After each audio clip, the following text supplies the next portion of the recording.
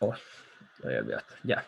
Parto entonces compartiendo la pantalla. Miren, no puedo actualizar el tema de los, ¿cómo se llama esto? De los enlaces, porque no he recibido últimamente el tema del material en PPT, entonces no puedo modificarlo.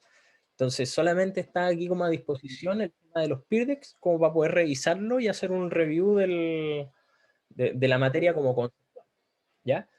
Pero en principio tenemos esto, ¿ya? Así que por lo menos para poder aferrarse a algo, aquí tenemos el tema de los peer decks que pueden ayudar, por lo menos si es que necesitan algunos apuntes. ¿Dónde está el chat? Aquí está el chat.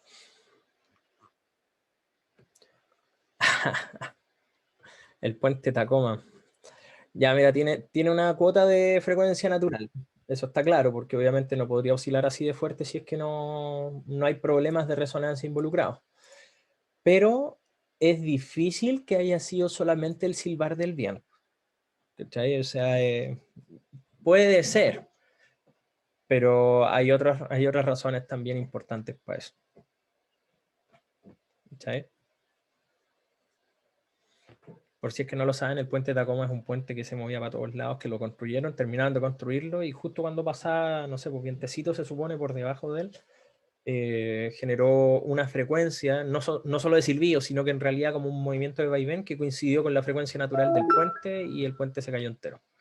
Ese es cuento corto, ¿ya? Para que lo tengan ahí como en consideración. Es bien famoso, si lo buscan por ahí, seguramente van a encontrar videos súper entretenidos respecto a la frecuencia natural, si es que no se los mostré en mecánica. Ya, veamos entonces.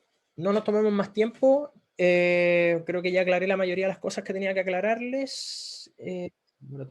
Sí, estamos ok. Y vamos a ver el tema de la materia. La materia es algo bien sencillo, como les había dicho, así que si es que no tienen preguntas asociadas al tema, lo más probable es que esto vaya a ser una jornada muy corta. ¿Ya?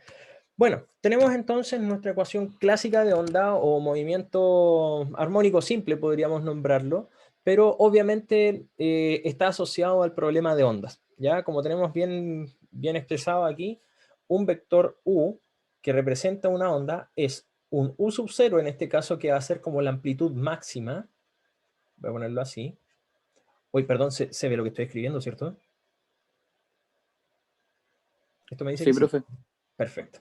Ya. Amplitud de una onda o amplitud de la onda, y que no olvidar que la amplitud, esto es un concepto bien PTU, PSU o como quieran 16 llamarla. horas. Oh, perdón, este es mi computador que está marcándome la hora porque hay días en que trabajo tanto en ese aspecto que se me olvida el concepto del tiempo y tengo que tener a algo diciéndome qué hora es. ¿Ya? Bueno, amplitud, no olvidar que es la máxima elongación de una onda. Elongación. ¿Ya? Voy a dibujarlo aquí un poco más explícito para quienes se les haya olvidado el problema de la elongación. Nosotros podríamos tener una onda de cualquier tipo, ¿ya? Y todos, voy a ponerlo aquí eje Y, este es un, no sé, un eje X, da lo mismo. Lo que importa es que aquí, desde el eje de la onda hacia la parte, comillas, superior o inferior, hay distintos tamaños, ¿ya? O distintas, voy a decir así, comillas, amplitudes. Se les llama elongaciones en estricto rigor, ¿ya? Entonces, cada una de esas flechitas o esas alturas que yo he puesto ahí reciben el nombre de elongaciones, ¿vale? La elongación más grande de todas, que en este caso es esta, a eso se le llama amplitud.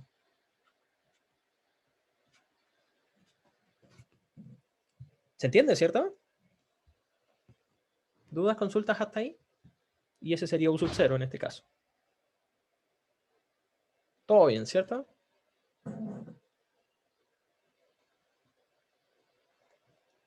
Feedback. Uy, lo chascón. Démosle nomás. Ya, sigo, ¿cierto? Es chiste repetido, ¿cierto? Ya. Ojo, una función que modele el comportamiento de la onda, que no se olviden que en general ocupamos seno, porque es fácil de trabajar, pero también podría ser coseno. No se olviden que ambas tienen un desfase nomás, ahí como un corrimiento entre la una y la otra, pero se pueden expresar funciones de este tipo con un seno o un coseno. Así que eso es solamente una función modeladora. Y aquí es donde vienen los parámetros un poco más físicos. Este es el parámetro K, donde sabemos que este es el número de onda.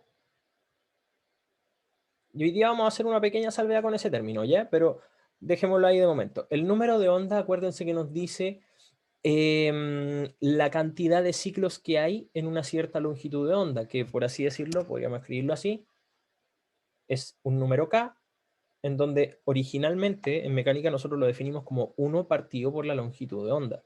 Así que se mide en unidades de metro a la menos 1, en principio. ¿Ya?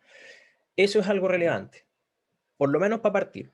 Entonces, vuelvo a insistir, dice cuántos ciclos ocurren en una, o caen en una longitud de onda, por así decirlo. ¿Ya? Entonces, eso, no tenemos mucho más. Ay, perdón, lo dije al revés.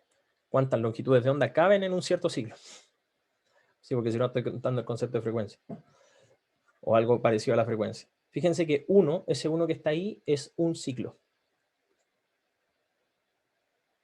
El vector U representa la amplitud. ¿Ya? Vamos a hablar un poquito más del Rodrigo, así que vamos a dejarlo ahí como en stand-by, pero es como el vector o la elongación. Es la función que define la elongación en una cierta posición, que vamos a llamar X, y en un cierto tiempo, que vamos a llamar T. ¿Ya? Por así decirlo, en palabras más sencillas, es la función que te va a dar todos esos puntitos que estoy dibujando aquí ahora.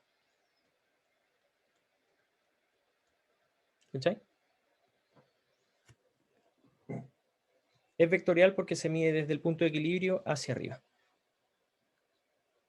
Como una función que describe todas las elongaciones. ¿Se entiende, no? ¿Sí? Ya. Ok, corrijo entonces mi problema con el número K. No se olviden, 1 es un ciclo y lambda es la longitud de onda. Entonces, lambda no es, o 1 partido en lambda nos está diciendo cuántas longitudes de onda caben en un ciclo. ¿Ya? Eso es algo importante. Insisto, vuelvo a corregir lo que había dicho impropiamente en el momento anterior. Cuando tenemos 1 partido en lambda, estamos diciendo cuántas longitudes de onda caben en un ciclo, en este caso. ¿Ya? Voy a limpiar un poquito aquí lo que habíamos escrito. Ya. K, sea el número de onda. Acá. X, como ya más o menos lo habíamos sabido o intuido, es la posición donde yo estoy midiendo la amplitud. Alguien tiene una pregunta, dice, profe, esto es lo que entra para la prueba y lo que pusieron. Claro, efectivamente, ayer. Efectivamente. Cada uno de estos términos que han sido tratados en mecánica, que ahora se conversaron un poco en las ecuaciones de Maxwell y ahora se vuelven a hablar, tienen esta línea, ¿cachai? Como una línea más conceptual hacia el concepto, no necesariamente hacia la aplicabilidad. ¿Ya? Puede que haya que calcular alguna que otra cosa en la prueba, pero va a estar más relacionado al concepto en sí que un concepto más duro como el ejercicio. ¿Ya? O una aplicación, por así decirlo. Que hoy día les puedo hablar de las aplicaciones, pero obviamente en el seminario vamos a trabajar más esto. Sí, no, la idea, miren, esto es un tip, póngalo así, es un tip. Enfocarse más en la parte conceptual.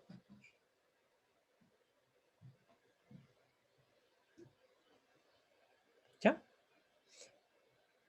Voy a continuar. Omega, frecuencia angular, no olvidar. Y no se olviden que la frecuencia angular está relacionada con la frecuencia común, que no necesariamente es llamada lineal, pero una frecuencia, ¿ya? En donde la podemos entender como 2pi por la frecuencia. ¿Ya? No se olviden de eso. De la misma forma, como habíamos visto en una ecuación de mecánica también, es 2pi partido por el periodo de la onda. Cualquiera de estas dos cosas. ¿Ya? Muy importante. Eso como un torpedito. No olvidar. Y obviamente no olvidar las unidades. Esto se mide en radianes partido por segundo, pero acuérdense que el radian es una unidad de medida dimensional, así que, comillas, es como decir segundos a la menos 1 o 1 partido en segundo.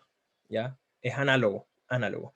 ¿Y por qué no le ponemos radianes a veces? O sea, sí le ponemos radianes a veces, ¿y por qué no le ponemos radianes a veces? En general, el radian alude principalmente a este omega. Y cuando no sale el radian, en general estamos aludiendo solamente a la frecuencia, ¿ya? ¿De qué va a depender un caso o el otro? No se olviden que va a depender del contexto en donde estemos aplicando los conceptos y además de eso, del problema. ¿Ya? Lo que importa aquí es la interpretación, no tanto el tema de la ecuación, ¿vale? Ya, T, el tiempo, por supuesto, medido en segundos según el sistema internacional, y ese delta que está ahí es como una fase de corrimiento o una fase en general, ¿ya? Ahora, hay dos conceptos de fase que también aparecen aquí en esta definición, que los vamos a hablar hoy día. En general, en los problemas eh, voy a ponerlo así, de esta materia o de este curso, todo ese término va a recibir el nombre de fase, ¿ya? A pesar de que este también es una fase, ojo con eso. No quiero confundirlos, pero miren, ¿en qué difieren uno u otro? El resultado final de todas estas expresiones es el número que ustedes le van a poner, que va a estar en radianes, al seno del algo, para saber cómo se pondera la amplitud máxima, en este caso, o la amplitud. ¿Ya? Entonces, ¿qué es lo que pasa? Este numerito de acá, esta fase total, por así decirlo, esta fase va a ponderar y obviamente nos va a dar el resultado final. Ahora, ¿qué es esta delta de acá? Ya, ok, esta fase me está diciendo qué tan corrida, o qué tan corrido, perdón, está el modelo de la onda que yo quiero trabajar. Puede estar así, o a lo mejor, no sé, pues se corrió un poquito para acá, voy a ponerlo así, ¿ya? Es como cuando ustedes le decían, a ver, no sé si tuvieron esto en este aspecto, pero cuando ustedes les dibujaban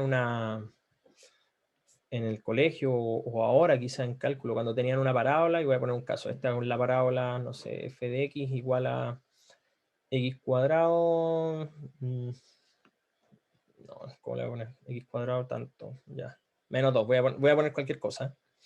No es así, pero insisto, es eso. Si yo le pongo esto, x más 1 al cuadrado menos 2, eso sería la función de x más 1.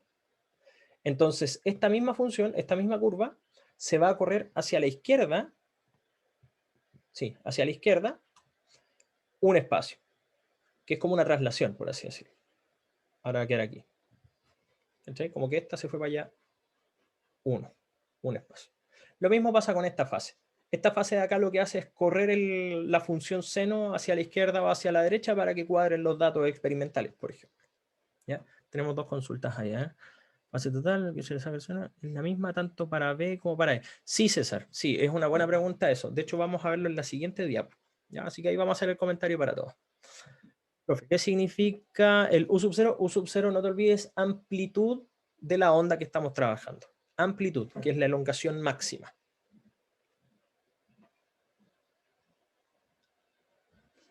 Buena pregunta. ¿Esta ecuación que estamos ocupando sale de la fórmula de de Broglie, Planck o algo así? Ya, de hecho es más anterior.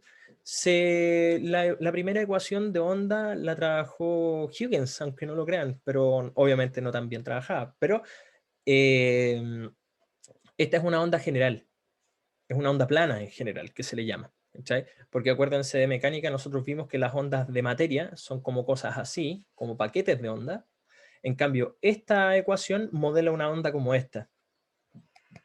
¿Ya? Así que es una onda un poquito falsa, pero se aplica bastante bien para el problema de la luz. Y si yo tengo que decir quién es la primera persona que relaciona esta ecuación de onda a algún fenómeno físico quizá cercano, yo me atrevería a decir que es Maxwell. Maxwell fue la primera persona en proponer una onda en ese sentido como para poder modelar la luz. ¿Ya? Así que si tuviese que nombrar a alguien, más allá de Broglie o Planck, que trabajaron más fuertemente con ondas de materia, esta es luz. Así que la asociamos más con Maxwell. ¿Ya? Bueno, eso. Y el último término que nos va quedando es este, que es el versor hacia donde apunta esta onda. ¿Ya? Hacia dónde se está moviendo esta cuestión. Y con eso estaríamos. O sea, eso por lo menos es para partir. No sé si hay alguna duda, alguna consulta, chiquillos, chiquillas.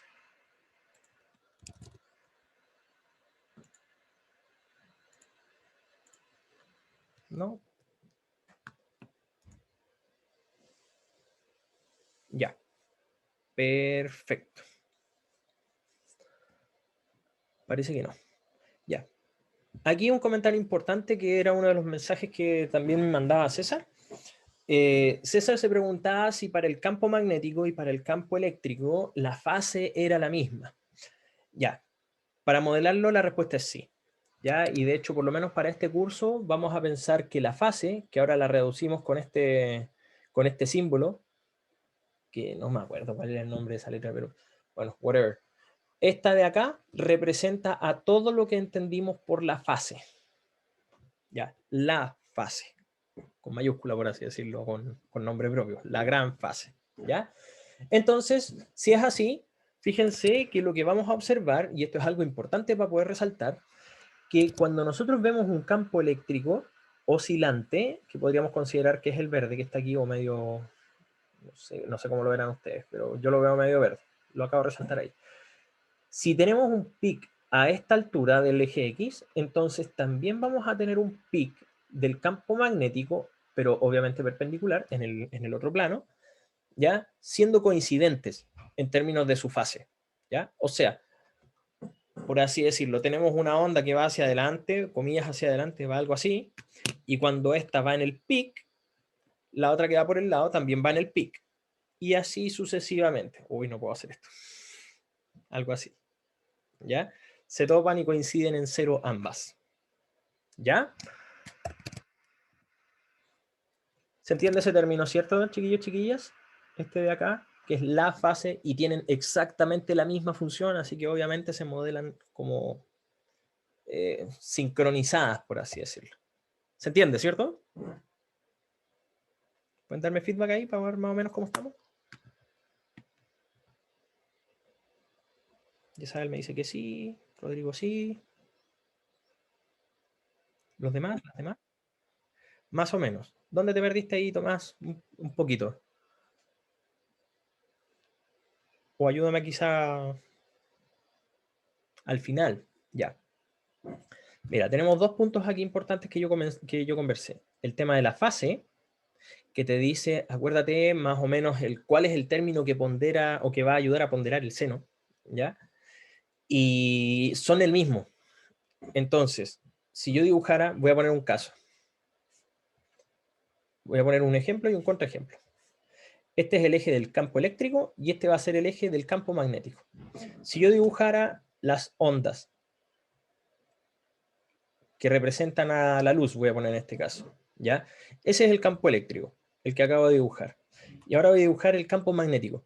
Podría haberlo dibujado así, mira. Ya, aquí. Me cuesta imaginar esta cuestión. Desde aquí arriba. O así, voy a ponerlo así. No, mejor esto. Así. Ya, aquí está, mejor esto. La copié. Ya, es la misma onda. Yo podría haber dibujado el campo magnético así un poco corrido, por ejemplo. Ahí. Que partiera desde acá. Pero, ¿qué es lo que pasa? Lo que está diciendo esta fase de aquí es simplemente que esa realidad no existe. Cuando tú quieres modelar la luz, en realidad lo que tienes que hacer es que ambas fases coinciden en pics o en los valles, ¿cachai? Son coincidentes. Ahora, pertenecen a planos distintos, no te olvides de eso, porque en realidad cuando uno dibuja la luz o las componentes del campo eléctrico y el campo magnético, una va en un plano, voy a ponerlo así de arriba abajo, y el otro va de izquierda a derecha, ¿cachai? No como yo lo había dibujado hace un rato, los dos para arriba, ¿cachai? Pero lo que importa es que los pics de una coinciden con el pic de la otra. ¿Se entiende ahí? ¿Mejor o no? ¿Sí? Ya. Y lo segundo que comenté, que también es relevante, que tienen la misma función. Por ende, tienen el mismo perfil. O sea, tú podrías dibujar una onda de este tipo, modelarla de esa forma y modelar otra de este tipo. Esas serían ecuaciones diferentes, ¿cachai? Pero lo que te está diciendo la misma función es que obviamente ambas se representan por sinusoides, el campo eléctrico y el campo magnético. Ya, buena pregunta ahí, porque Rodrigo está diciendo si es que la fase phi, en este caso, es igual para ambos campos. Sí, sí. E incluso delta también, porque tienen que tener la misma fase. ¿Cachai? Ese se repite acá y acá. Deben ser iguales. ¿Ya? Por la parte angular, campo magnético y campo eléctrico tienen que ser idénticos. Entonces, ¿qué pueden tener diferente? Muy buena pregunta. Ya, lo único que pueden tener... Ah, muy bien, respondí una pregunta y no me había dado cuenta. Ya, ¿qué pueden tener diferente? La amplitud. Y eso es algo relevante. ¿Por qué? Primero, porque obviamente el campo eléctrico y el campo magnético se miden en unidades diferentes, por ende no son escalables. Eso es algo relevante, ¿ya? Por lo menos en términos de unidades. Y segundo, también puede ser que la magnitud de cada una de esas unidades también sea distinta. Es decir, yo podría tener un campo eléctrico así. Voy a dibujar los dos. Oh, qué horrible. Aquí. El campo eléctrico, campo magnético. Yo podría tener a lo mejor un campo eléctrico así. Y sabemos que tiene que tener el mismo perfil, pero, bueno, mismo perfil, misma fase, misma toda parte angular, pero a lo mejor puede ser así. Con una amplitud un poco más marcada, por ejemplo, en el campo magnético.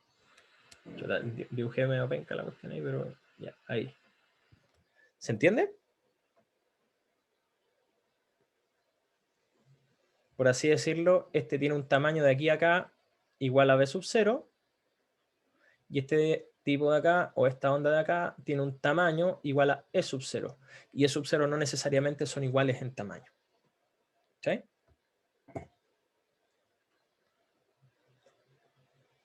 Ahí sí, César, sí. Perfecto, Tomás me dice que sí. ¿Los sub 0 son max? Sí. Sí.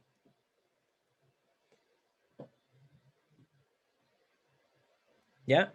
Y bueno, el último comentario que va quedando, por lo menos respecto a esta primera impresión de acá, es esto, que es lo que ya venimos hablando hace un buen rato, que el campo eléctrico y el campo magnético tienen movimientos u oscilaciones en planos diferentes, ¿ya? O sea, el campo eléctrico se va a mover en la dirección J-tongo, principalmente, y ojo con eso, porque el hecho de que diga J-tongo, tienen que tener cuidado, porque puede ser positivo o negativo, dependiendo del seno. Acuérdense que el seno se mueve entre -1 y 1.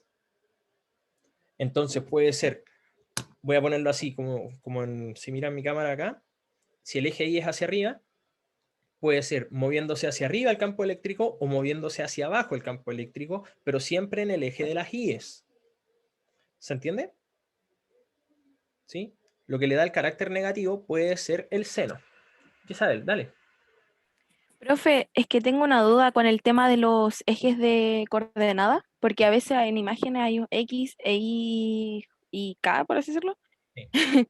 y van en direcciones distintas, entonces me gustaría saber cuál es como el predeterminado, por así decirlo. Ya, mira, para este curso, mira, acuérdense de esto, si ustedes quieren ser personas que crean cosas, da lo mismo el sistema de referencia, ¿ya? Porque ustedes lo inventan en principio. Ahora, pensando en términos de que ustedes están partiendo un curso y hay que tener algo de consistencia también con respecto a los otros ramos, uno debería ocupar este eje. Este es el eje X, este es el eje Y y este es el eje Z. ¿Ya? Considérese entonces hacia la derecha positivo, hacia diagonal arriba positivo el Y y hacia arriba positivo el Z. ¿Ya? Eso es súper importante, pero insisto con esto, si ustedes van a ocupar estas herramientas matemáticas para poder crear su propio modelo, es relevante que lo entiendan bien para poder adaptarse a lo que a lo mejor sus problemas de vida después, si es que se van a dedicar un poco más a esto, puedan demandar. Porque hay veces en que uno tiene que poner ejes extraños, así que eso es pan de cada día cuando ustedes lo necesitan. ¿Ya? Efectivamente, todo se debería especificar al realizar los ejercicios y como dice bien Rodrigo, miren, esto es súper importante porque más allá del resolver el ejercicio correctamente, insisto en esto, si ustedes dan los argumentos correctos como para poder pensar que una cosa es así o es asá, bueno, ahí ustedes tienen derecho a pataleo, eso en palabras bien sencillas. Porque una cosa es que te muestren el resultado nomás y yo no tenga idea de dónde salió, a que detrás del resultado que ustedes mostraron hay un montón de argumentos, suponiendo que se pueden pedir los desarrollos, por ejemplo, y que eso va a ser así en esta prueba, y donde sus desarrollos los respaldan. ¿Cachai? Porque cuando ustedes tienen desarrollo, ustedes ya saben bien, pueden patalear. Ya eso es algo importante. Bueno, eso. Y bueno, como pueden ver, el campo eléctrico se mueve en el vector, o sea, en la dirección J, y el campo magnético se mueve en la dirección K. K-tongo, obviamente, J-tongo, K-tongo, ¿ya? O sea, en el I y en el Z. ¿Ya? Esto es como por definición, ¿eh? Pero acuérdense que en algún ejercicio cualquiera, como uno de los que vamos a ver más adelante, nos pueden decir que a lo mejor el campo eléctrico está moviéndose en el eje K-tongo. ¿Ya? Entonces eso va a implicar necesariamente que tengan que manejar la regla de la mano derecha, que hoy día vamos a reforzar un poquito. ¿Ya? Bueno, lo mismo de antes, y terminando con el tema de las fases, esto ya lo hemos conversado. K está sabido, X la posición, menos omega t, no se olviden que el omega es frecuencia angular, T tiempo, delta fase. Aquí está especificado algo distinto. Fíjense que el vector, o sea, la intensidad de K es un poco discrepante con respecto a lo que yo les había dicho hace un rato. Si se recuerdan, yo les dije que K, no el K-tongo por si acaso, era 1 partido en lambda. Pero yo les dije que es un siglo. Y de la misma forma, ustedes pueden pensar que un siglo son 360 grados o 2 pi radianes. Entonces, lo que estamos denotando ahí con ese número 2pi, en realidad son 2pi radianes. Y uno va a decir, ya, pero ¿y por qué lo hacen tan complicado? ¿Por qué le ponen un 1? ¿Por qué le ponen 2pi si es la misma cuestión? Ya, es lo mismo. Pero en general, cuando uno trabaja en radianes, los cálculos se simplifican mucho. Y no hay que estar haciendo conversiones de unidades extrañas. En general, el radian es una unidad de medida, comillas, muy natural. Entonces conviene ocuparla, ¿ya? Sobre todo para estos ejercicios. ¿Ya? Así que para que lo tengan muy presente, porque cuando llegue el momento de los cubos, les van a decir en el ejercicio cuál calcular. ¿Ya? Tienen que tener cuidado nomás de ver si es que en el enunciado dice ciclos, o el número K está medido en ciclos, o el número K está medido en radianes. ¿Ya? Muy importante eso. Mira, ahí la pregunta, Rodrigo, es relevante. Mira, en mecánica nosotros lo mencionamos. El tema de los radianes o el tema de los grados es solamente relevante cuando tú ocupas funciones trigonométricas. ¿Cachai? Porque si tú no tienes tu calculadora en radianes, cuando estás metiendo un seno de algo, ¿cachai? Lo más probable es que ahí el problema esté, o el resultado esté mal. ¿Cachai? Pero aquí si te fijas, dice la fase en radianes. Por ende, si tú tienes que calcular un seno de alguna fase en algún momento, pensemos en la prueba, supongamos que hay que calcular algo en este aspecto sencillo, el número que tú vas a meter ahí, sea cual sea que te dé, van a ser representados en radianes. Por ende, tu calculadora, la respuesta debería ser sí. Tu calculadora debe estar en radianes si es que tú vas a calcular el seno, el coseno o alguna función trigonométrica de algo. ¿Se entiende, cierto? Sí. Perfecto. Ya, tenemos eso, eso y eso. Y bueno, nu, que es lo que llama el profe Jorge en este caso, a la frecuencia común y silvestre, que son la cantidad de ciclos por unidad de tiempo. Voy a ponerlo así. Ciclos partido por tiempo. El anteriormente llamado F para mí, nu para la bibliografía en general. Letra nu, que es como una B con un lengüetazo así como para arriba. ¿Ya? Que lo tengan presente. Ya, insisto, son puras definiciones, traten de acordarse de esto, es relevante, ya, muy importante la definición en este aspecto y sobre todo el tema de la fórmula, ¿ya? Ahora, como ustedes ya bien saben y tienen algún bagaje al respecto, acuérdense de tener sus cositas ahí, el formulario cerca, no sé, alguna cosa, porque claramente ya nadie los puede normar en ese aspecto. Y no sé, yo en lo personal digo, no es necesario almacenar tanto en la cabeza como más que que los mecanismos como para poder resolver los ejercicios. ¿Ya? Sé que eso no es completamente apropiado en un contexto como universitario tal cual, pero a fin de cuentas, cuando llega la hora de los estudios donde ustedes van a trabajar en descubrimientos o cosas por el estilo, o respaldando alguna teoría, no sé, uno está con el libro al lado, así que yo no me acuerdo de todas las fórmulas tampoco. Pero sí es importante recordarlo para volver más plástica la cabeza. ¿Ya? Ya, y esto es una expresión clave. Esto es algo que le voy a poner así, todas las chispitas de colores y todo lo que de alguna manera se merezca como atención, ya, no olvidar, porque esta es una de las expresiones más importantes para los cálculos que vengan a posteriori. Maxwell desarrolló esta expresión y ¿qué es lo que nos está diciendo? Que la rapidez de la luz se entiende como la amplitud del campo eléctrico partido por la amplitud del campo magnético. O, ¿cómo sale aquí? La amplitud del campo eléctrico es igual a C, o una constante, por la amplitud del campo magnético. Eso es una realidad, eso es un hecho, así que, insisto con esto, esto es clave para poder obtener los datos de algún problema. En general, ¿dónde se aplica?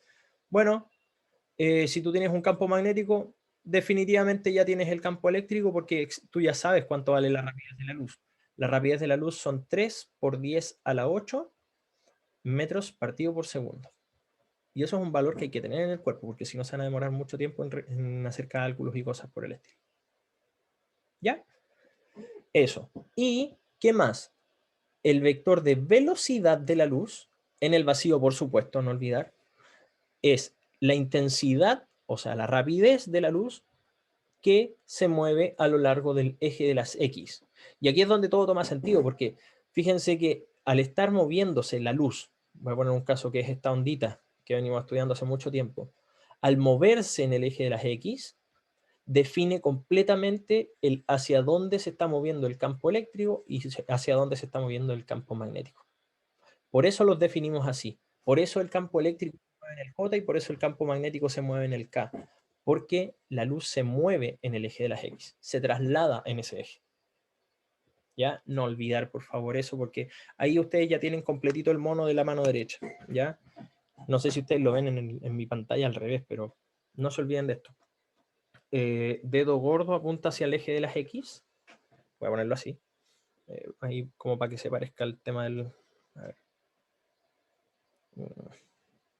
No es lo mejor, pero ya. Hacia allá va el eje de las X. El dedo índice es el de las Y's y el K es el de las Z's. Entonces, si hay un rayo de luz que se mueve hacia acá, su campo eléctrico se mueve en este eje, oscila en este eje, y el campo magnético se mueve u oscila en el eje Z. ¿Ya? Sobre todo si es una onda plana. Complicada esta cuestión, pero... complicado por el mono, pero es bien sencillo en cálculo. Y bueno, lo último. Esto, por supuesto, que no es una ecuación nueva, porque esto viene de la ecuación de onda. Si se acuerdan bien, la rapidez de una onda es lambda por f, que si lo traducimos en esto, bueno, la rapidez es c, la longitud de onda es lambda, y la frecuencia de la onda es nu. Son iguales. Es lo mismo. ¿Ya? Y como ustedes pueden ver, la rapidez de la luz puede ser calculada también como omega partido en k, donde omega es la frecuencia angular y k es el número de onda. Esto también es un descubrimiento de Maxwell, para que lo tengan ahí presente. De hecho, la ecuación como clave es con esta. Esa con esa.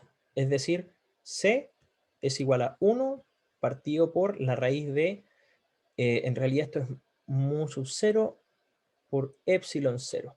Que si ya más o menos lo han asimilado bien, el mu sub 0 es la permeabilidad magnética y el E sub 0 es la permitividad eléctrica, que esta está relacionada con la constante de Coulomb. Exactamente, esa es. Muy bien. ¿Ya? Veo que ya se están familiarizando con estos términos. Acuérdense que la permeabilidad magnética es un número que te permite saber qué tan susceptible es un material o algo a ser estimulado o a ser modificado por un campo magnético externo. Y la permitividad eléctrica, lo mismo, pero cuando tú tienes un campo eléctrico. ¿Ya? Y bueno, Maxwell descubrió, y esto fue, insisto, esto es una de las ecuaciones más importantes del electromagnetismo, que la rapidez de una onda de este tipo es 1 partido por la raíz de esa cuestión. ¿Qué quiere decir eso? Que la luz es literalmente un fenómeno magnético y eléctrico. ¿Ya? Es decir, palabras sencillas, la luz está formada por campos eléctricos y campos magnéticos, porque esta ecuación es verdad. Está más que probado, lleva como 200 años probándose, así que ya está más que sabido. ¿Ya? ¿Dudas, consultas, chiquillos, chiquillas? Les dije que hoy día la cuestión era súper conceptual, así que ¿todo bien? ¿Sí vi? Todo súper, perfecto. ¿Los demás, las demás? ¿O están anotando ahí? Igual he ido como de corrido, así que el bla bla es harto, pero confío en que sea claro. Ya. Me voy a quedar con esos 3, ¿eh? Tenemos 31. Yes. Ya. Y avanzo para lo último. Ya. Aquí tenemos un pequeño... Y son los últimos 2 comentarios. Esto lo vamos a abordar con más fuerza en el seminario, pero... miren, vale la pena que lleguen un poquito más preparados y preparadas con lo que les voy a comentar. Aquí dice, la intensidad de la onda electromagnética. ¿Qué demonios es eso? Porque tú decís, ya, yo tengo una onda de luz, ya, se mueve para allá, entonces tenéis un campo eléctrico que se mueve así y vais a tener un campo magnético que se mueve así más o menos. No sé, algo por el estilo. Una cosa rara. Pero ¿y cómo le medís la intensidad a una cuestión que tiene 2 ondas juntas y más encima para lados distintos? Entonces uno como que le cuesta imaginar eso, porque uno está acostumbrado a imaginar cosas un poco más tangibles, ¿ya? Y precisamente por eso esa es la respuesta del cómo calcular una intensidad de luz, por así decirlo. En realidad no se mide con cosas tangibles, se mide con algunas cosas un poco más intangibles, como el concepto de la energía.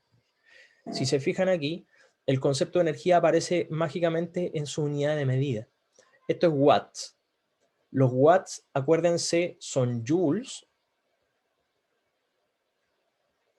partido en, ¿se acuerdan? Muy bien, eso es potencia. Muy bien, Yesabel. Joules partido en...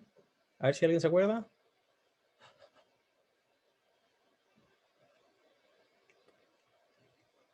Frío, frío, César. Es más simple. Más tibio ahí, Rodrigo. Tibio.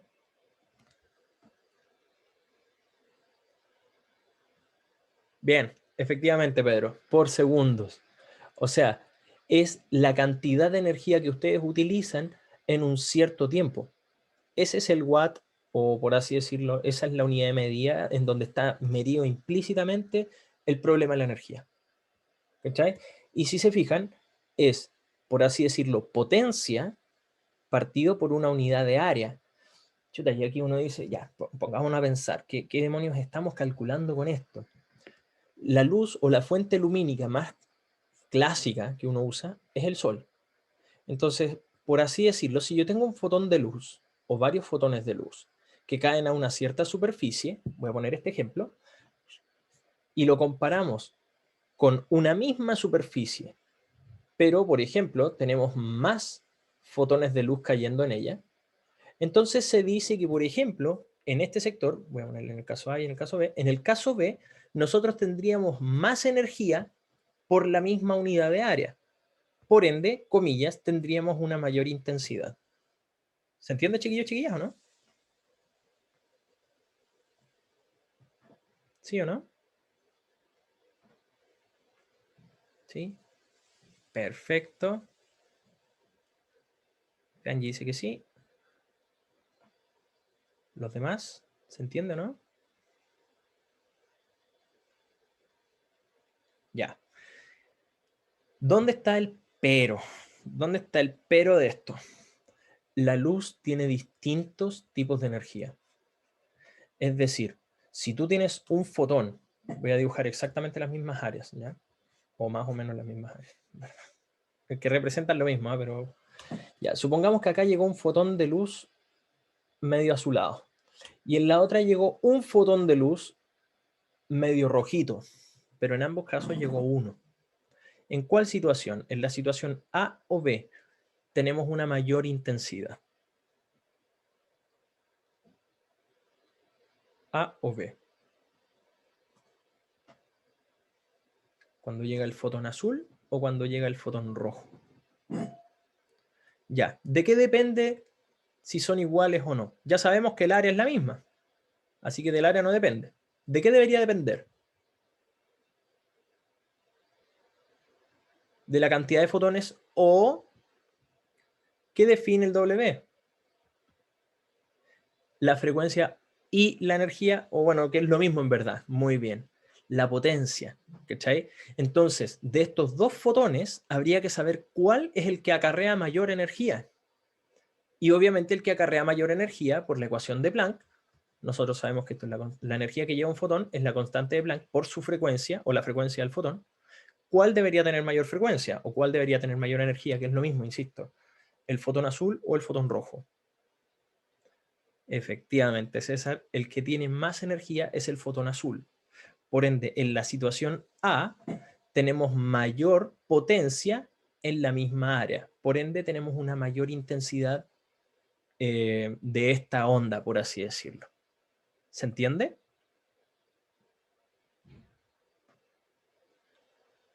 Chiquillos, chiquillas, ¿se entiende? Ya. ¿Se acuerdan del espectro electromagnético, cierto? Entonces, donde voy a poner la parte más o menos visible. Aquí están los rojos y acá están los azules o violetas. Y como ustedes bien saben, la frecuencia va creciendo hacia allá. Más frecuencia, más energía, por ende mayor potencia. Y si es más potencia, si tenemos las mismas áreas, obviamente es mayor la intensidad de esa onda electromagnética en este caso. ¿Ahí sí? ¿Mejor?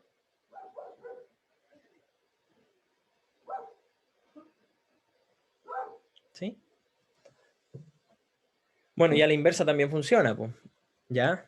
No, también funciona en el sentido de la longitud de onda. Mientras más chiquitita es la longitud de onda, es porque tiene más frecuencia, por ende menor longitud de onda, es más energía la que acarrea la onda.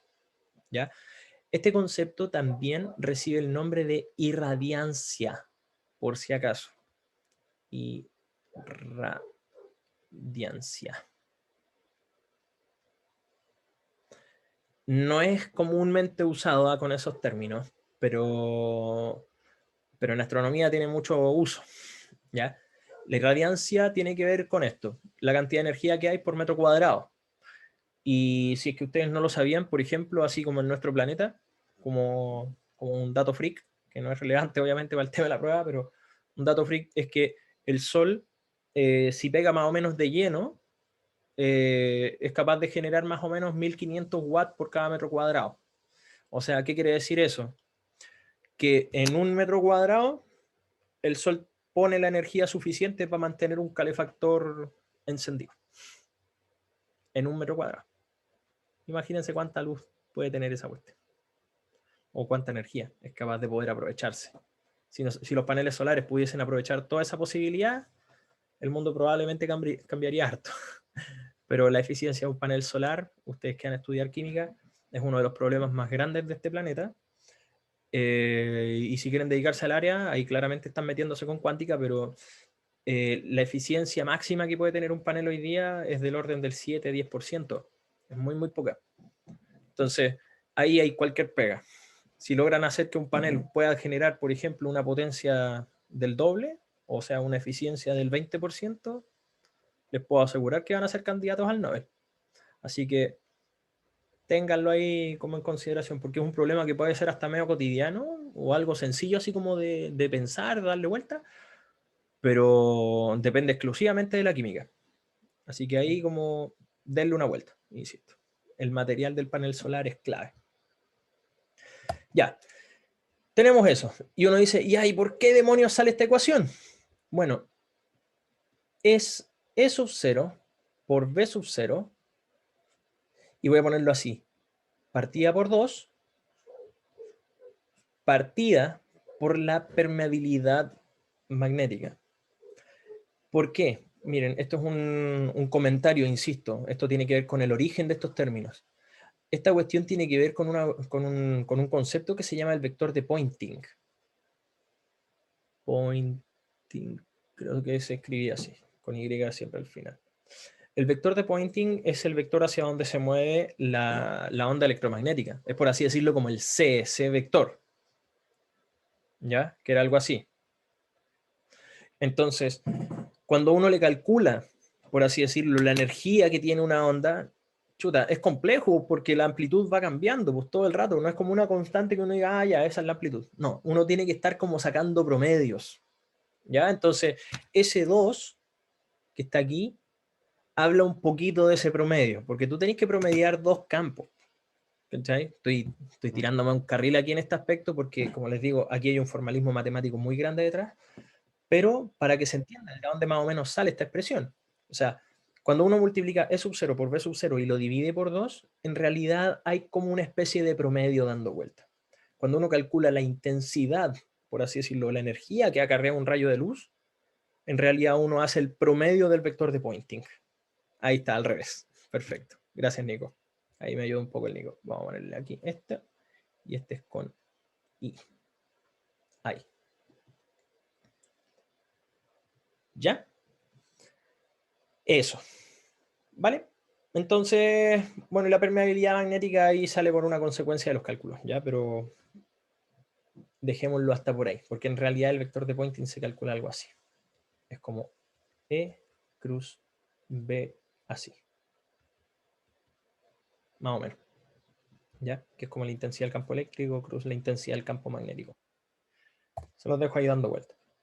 ¿Ya? Y la potencia. Bueno, la potencia es sencillo porque en realidad si tú tienes que la irradiancia es como la cantidad de energía por unidad de tiempo partido por metro cuadrado, bueno, si tú la multiplicas ese valor por el área, lo que vas a obtener es la potencia, literalmente, en watts.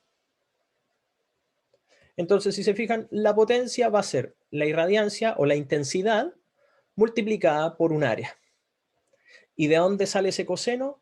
Bueno, obviamente si tú tienes un área, voy a ponerlo así, pero el rayo de luz le viene como medio de lado, voy a ponerlo así, esta es la onda electromagnética, que se mueve allá. Bueno, la única parte que genera, por así decirlo, la energía por unidad de área, en realidad es esta. La componente del vector de la luz, pero que está perpendicular al área. Efectivamente, ahí es la energía por cada segundo. Y cuando sale el área, es la intensidad. El I es joules partido en segundo por cada metro cuadrado. O sea, potencia por cada metro cuadrado. Si tú el I lo multiplicas por un área, lo que obtienes es la potencia. ¿Ya? Y bueno, como les estaba diciendo, el único vector que realmente importa para poder calcular esa potencia en realidad es el perpendicular al área, que es como el que le llega de lleno a esa superficie. Y como ustedes pueden ver, el ángulo que se forma está ahí, aquí están los 90, entonces en realidad lo que aparece ahí, o la componente que nos interesa, está calculada en base al coseno. De hecho le puse teta, debería haber sido alfa.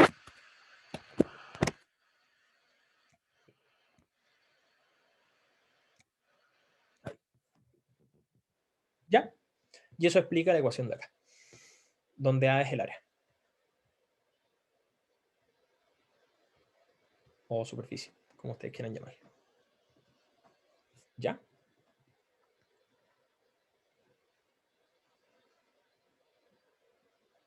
¿Dudas, consultas, chiquillos, chiquillas?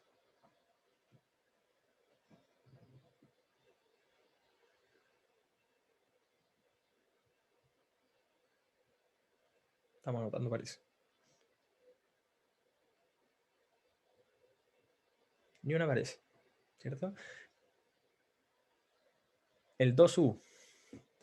Ya, acuérdate de lo que habíamos conversado. El tema de la intensidad, que está relacionado con este vector de Poynting, que insisto, no es relevante para el tema del cálculo, pero es para poder entender un poco el origen. es hacia donde se mueve la onda. Entonces, tú tenías que hacer como una especie de promedio de la intensidad del vector. Entonces, como un E sub 0, chuta, por B sub 0, y voy a decir partido por 2, porque es como una especie de promedio de los campos eléctricos y magnéticos. ¿Cachai? Ahí. Y se divide por mu, en realidad no porque se divida por mu, sino que es porque el vector de Poynting está definido así.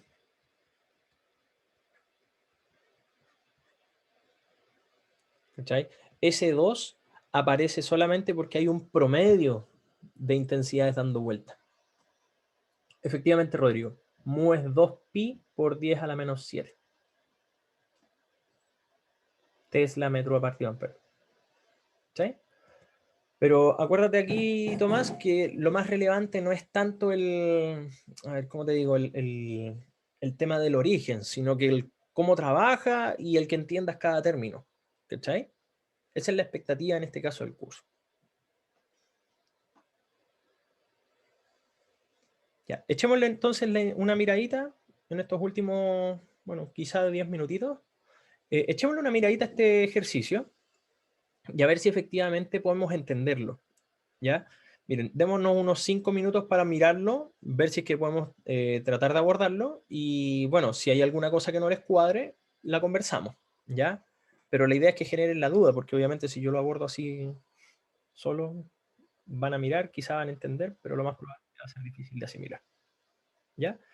Voy a poner mi cronómetro, 5 minutitos, no mucho más.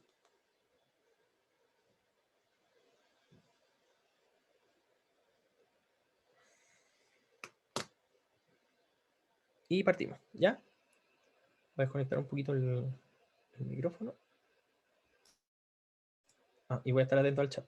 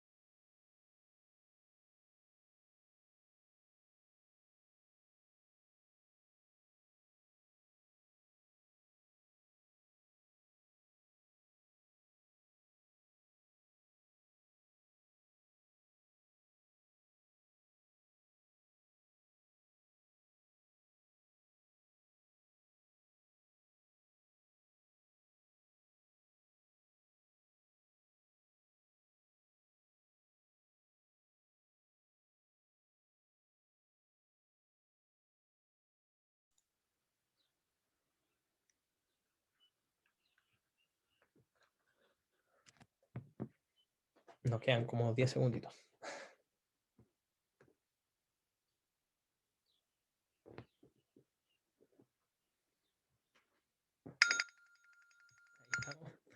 ¿Cómo les fue, chiquillos, chiquillas?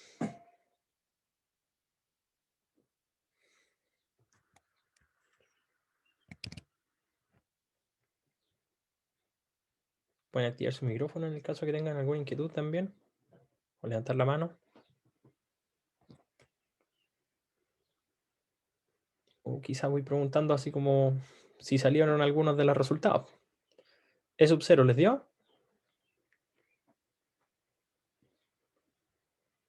Todo, todito. Perfecto.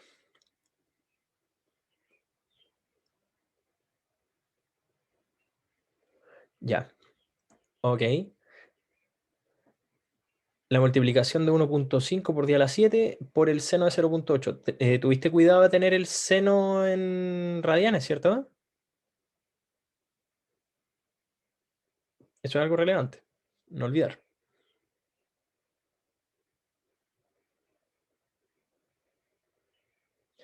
Isabel, efectivamente, sí. Cuando te dicen calcular el campo eléctrico en la posición X a un tiempo t, es porque el X vale eso y el t vale eso. ¿Cachai? Entonces, en base a esta relación, tú debes reemplazar ese X y ese t para obtener un valor de la fase, que en este caso, acuérdate que era este símbolo así. ¿Cachai? ¿Verificaste ahí? Ah, César, ya. Veamos. A ver, voy a poner aquí el... Ya, era 1.5. Creo que esta calculadora lo calcula todo en radianes. Era 1.5 por 10 a la 7, si mal no recuerdo. Sí. Por el seno de 0.8, que era el valor de la fase. Ya. Puede ser que esta fase no esté en radianes. De hecho, voy a confirmarlo al tiro.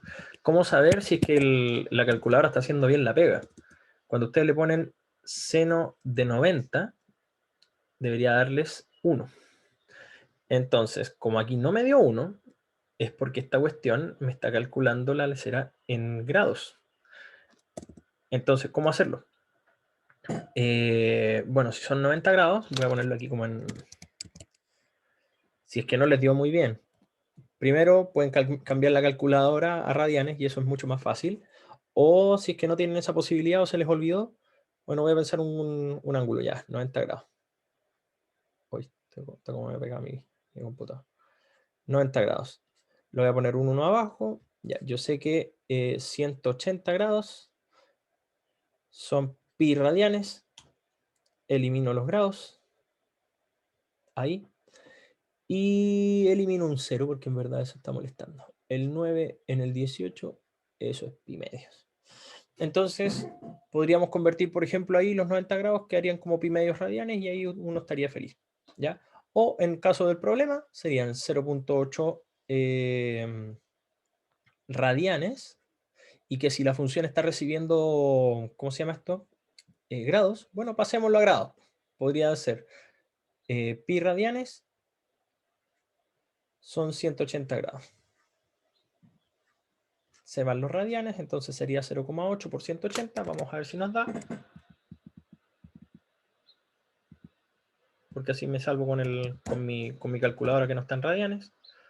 Por 180 dividido en 3,14 o pi, que es lo mismo. Así que esto es 1,5 exponente a 7. Y ahí me dio, es como, a ver si me da. Me dio casi 1.5 por 1, 2, 3, 4, 5, 6, 7. 1.5 por 10 a la 7 más o menos. 1.5, 1, 2, 3, 4, 5, 6, 7. Como 1.5 por 10 a la 7. ¿Cuánto me da?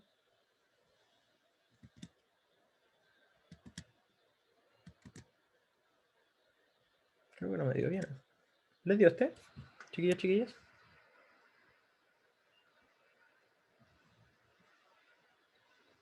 El campo eléctrico.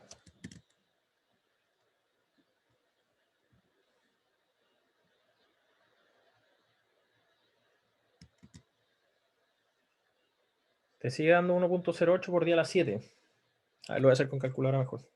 Lo confirma.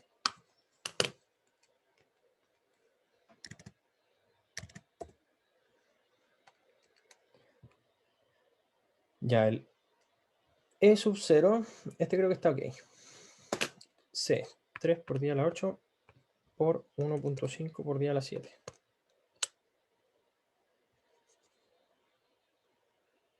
Va, por 0.05, nada que. Por 10 a la 8 por 0.05, que son... Ya, eso me dio 1.5 por 10 a la 7. Ese está ok. La fase debería ser 2 por 10 a la 15 por X, que en este caso X son 10 a la menos 15. Ya, más, menos. 6 por 10 a la 23. Y el T, que es 10 a la menos 23. Y 17 horas. Más 4.8. O sea, estos se van. Entonces son 2 menos 6 son menos 4. Y menos 4 más 4,8 es 0,8. Ese está ok. Sí, son las 17 horas. Nos quedan como 10 minutos. Ya, ese está check. Y bueno, el versor es evidente porque es B cruz C. Y bueno, obviamente podríamos calcularlo, pero en realidad conviene mirar esto. Dice que la onda se propaga en el sentido de las X y el campo magnético se los dan porque está en el eje Z, que está ahí. Entonces es una situación muy normal, voy a ponerlo así. Dedo gordo, eje X, el dedo índice, ya, dedo índice en el eje de las Y y el campo magnético en el eje de las Z. Entonces el campo eléctrico va en el dedo índice. Dale, Isabel, cuéntame. Profe, es que aquí el profe Jorge, creo que fue en un seminario, nos enseñó como una técnica como de un reloj. ¿Usted por casualidad se la sabe? Sí, a ver, mira, obviamente depende un poco del que quieres obtener, ¿eh? Porque es como la regla de la mano derecha aplicada como a esta situación. Mira, si tú haces el X cruz J, o sea que el X como que se acerca al J, es como tener la regla de la mano derecha y que apunta hacia arriba. Es decir, X cruz o Y cruz J te da Z. De nuevo con este. J cruz K, o sea que este se acerca a esta, te da el X. Este se mueve a este, te da el X. ¿Cachai? Y si este se acerca a este, o sea, el Z se acerca al X, tú obtienes el Y. Eso es uno. Y fíjate que va contra las manecillas del reloj, por así decirlo, que es como la regla de la mano derecha, que si tú doblas uno para allá, te da este de acá, si tú doblas el que era en el eje X, se acerca al eje Y, te va a dar el de arriba y así sucesivamente. Si tú haces el gesto al revés, o sea, K se acerca a J de aquí para allá, al revés, entonces tú obtienes el menos X, te va a dar con signo negativo. Y así sucesivamente. Es un poco confuso, ¿eh? pero de qué da. ¿Cachai? Pero lo importante diría yo, en este caso, porque fíjate que este es un problema clásico, la onda se mueve en el eje X y el campo magnético está en el eje Z. O sea, es por definición este problema. Por ende, el campo eléctrico tiene que estar en el eje Y. ¿Sí? ¿O muy enredado? Sí, profe, se entiende.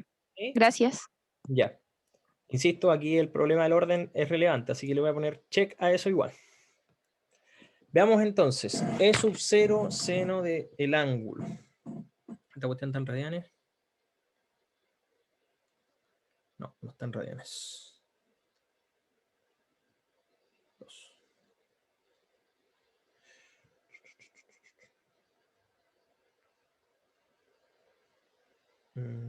4. Ahí está.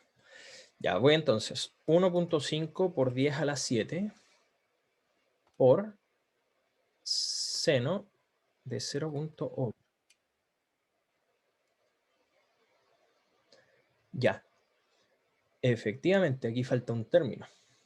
A mí me dio 1.08 por 1, 2, 3, 4, 5, 6, 7. 10 a la 7. Newton partido en Coulomb. ¿Ahí sí o no?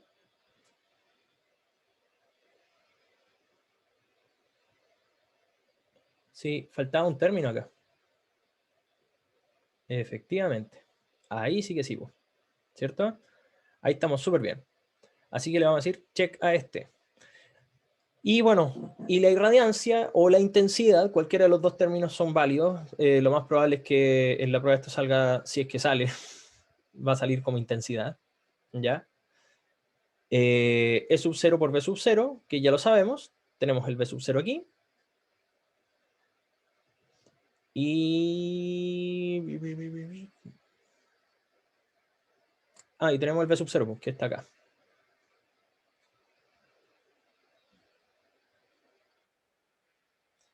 ¿Por qué no tengo el versor?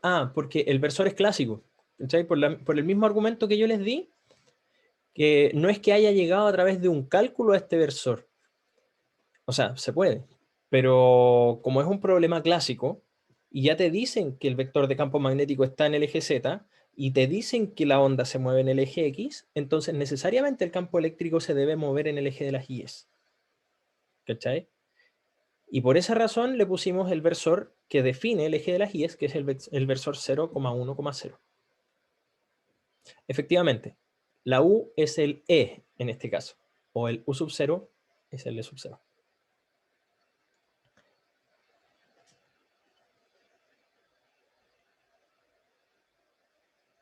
Ya, el U.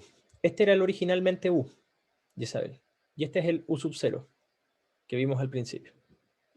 Claro, efectivamente. ¿Cachai? Porque ese E es variable en el tiempo. ¿Cachai? Bueno, multiplicamos estos dos términos, que ya lo habíamos dicho. No hay de qué. Y en verdad agradecerle ahí a la Yen, porque la Yen está ahí súper pendiente de ti. Súper bien. Ya, es 0.05 por 1.08 por 10 a la 7. Y todo esto dividido por, paréntesis, 2 por 4pi por 10 a la 7. Perdón, menos 7. Menos 7 por 4pi. Creo que ahí estamos. Medio... No, a ver, 1.05, 10 a la 7, 4pi. A mí me dio más o menos esto. Discrepo un pelito del valor. Confírmenme si les dio algo así. 2.14, 2.15, en verdad. Por 10 a la 11. Oh, te dio 3. ¿Dónde averiguan los dedos? A ver. 0.08, 0.05. Debe ser este 4pi. 4 por 3,14 lo voy a poner.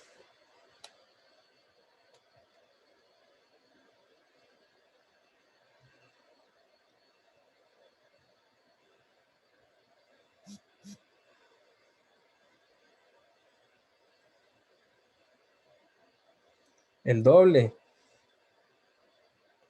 Pero lo dividiste por 2.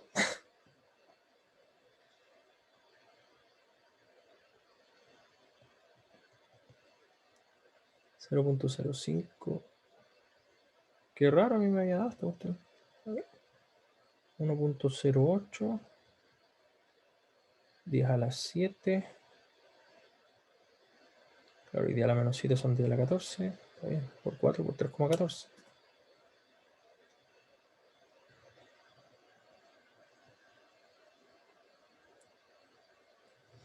A ver, veamos.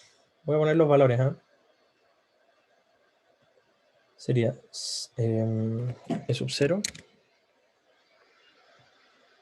Toda la razón, po. Soy pájaro, ¿verdad? Es 1.05. Bajo 1.5. Claro, porque es el máximo.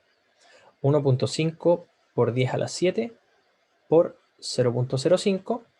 Y todo eso dividido por 2 veces la permeabilidad magnética, que en este caso son 4pi por 10 a la menos 7. Ahí sí, ¿cierto? Y 5. Ahí sí me dio. Y eso sí me da, y confírmenme si es que efectivamente les da, 2.98, en realidad es como 2.99 por 10 a la 11. Y obviamente la unidad son watts por metro cuadrado. ¿Ahí sí o no?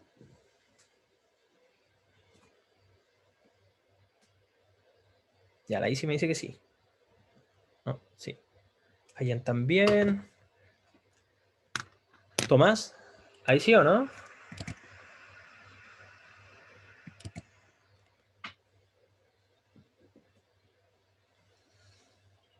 Muera 4pi por epsilon, o sea, por 10 a la menos 7. 4pi nomás. Ahí está el 2 que te falta. No, es 4pi. No olvidar. Sí, pues, la permeabilidad del vacío es 4pi por 10 a la menos 7 Tesla metro amper. Ahí sí. Por eso está el doble.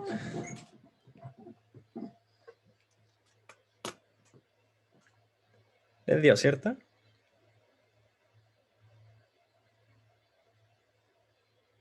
Ahí sí. Williams le dio. Perfecto. Esta sí llama lo que cruje.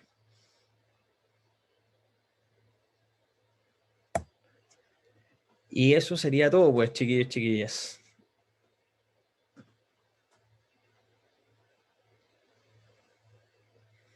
No alcanzar a mirar el test formativo.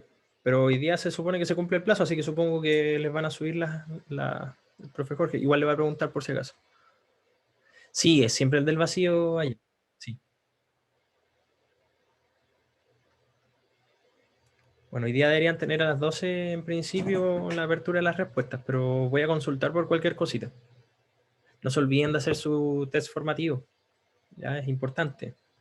Acuérdense que son todas las preguntas, ahí les doy el tip, son todas las preguntas que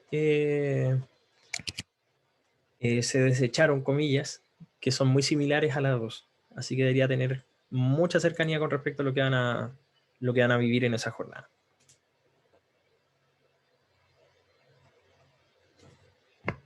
¿Dudas, consultas?